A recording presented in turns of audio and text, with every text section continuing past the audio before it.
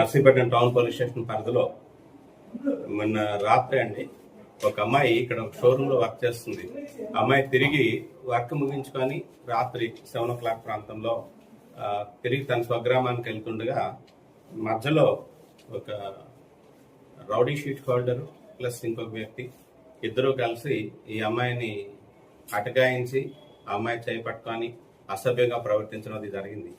అయితే ఇమీడియట్ గా అమ్మాయి ఏం చేసిందంటే భయపడిపోయి వెనక్కి పరిగెట్టుకుంటూ వచ్చి ఆ షోరూమ్ లో ఉన్న కొలీగ్స్ చెప్పింది అనమాట. ఇలాగా నేను వెళ్తుండగా నన్ను అటకాయించి నా చేయి పట్టుకొని లాడడానికి ప్రయత్నం చేశారు అని చెప్పి ఇమీడియట్ గా ఉన్న కొలీగ్స్ ఏంటంటే ఎవరా అని చెప్పేసి అక్కడికి వెళ్ళి చూసేసరికి ఈ రౌడీ షీటర్ ప్లస్ ఇంకొక వ్యక్తి వీళ్ళు కూడా అరే మీకు ఎంత ధైర్యం రా మమ్మల్ని అడగడానికి వస్తారా అని చెప్పేసి వాళ్ళని కొట్టడం జరిగింది అనమాట.